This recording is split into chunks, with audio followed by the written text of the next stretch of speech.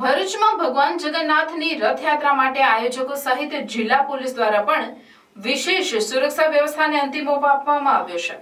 ત્યારે Vadodara range IGA પણ ભરૂચમાં આવી સુરક્ષા વ્યવસ્થાની સમીક્ષા કરવા સાથે સંતોષ વ્યક્ત કર્યો હતો।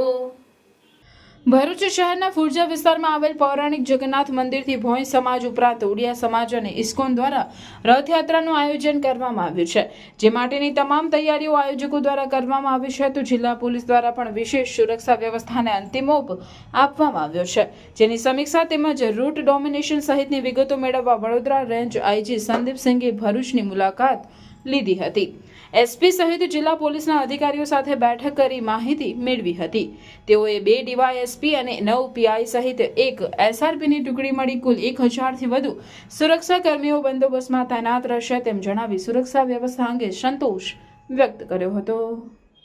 આજે સવારે મારા દ્વારા પણ આ રૂટની ચકાસણી કરવામાં આવી છે, ફ્લેગ માર્ચ કરવામાં આવ્યા છે। જરૂરી સ્થળ ઉપર આપણે જરૂરી સૂચના પણ જે તે વખતના જે અધિકારીઓની ત્યાં નોકરી રહેશે એમને આપવામાં આવી છે। અત્યારે હું ખૂબ સંતોષ પ્રકટ કરું છું કે જે છેલ્લા અઠવાડિયા 10 દિવસથી એરિયા ડોમિનેશનની કામગીરી જે થઈ રહી છે એનાથી ખૂબ શાંતિપૂર્ણ વાતાવરણમાં યાત્રા પસાર થાય એની મને ખાતરી છે।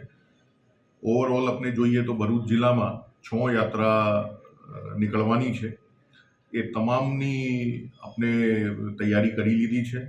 આપણે ગઈકાલે રાત્રે કોમ્બિંગ નાઇટનું પણ આયોજન કરવામાં આવ્યા। તમામ હોટલ ઢાબાઓ ચેક કરવામાં આવ્યા છે। આજે વાહન ચેકિંગ પણ કરવામાં આવશે અને તમામ અસામાજિક તત્વો જે છે એમના ઉપર પોલીસ નજર રાખી રહી છે। અમારી આપના માધ્યમથી તમામને અપીલ છે કે ખૂબ શાંતિપૂર્ણ વાતાવરણમાં આ યાત્રા નું સંચાલન થાય અને એના લાભ જે છે એ તમામ લોકો એ લઈ શકે એની આપના માધ્યમથી હું અપીલ પણ કરું છું।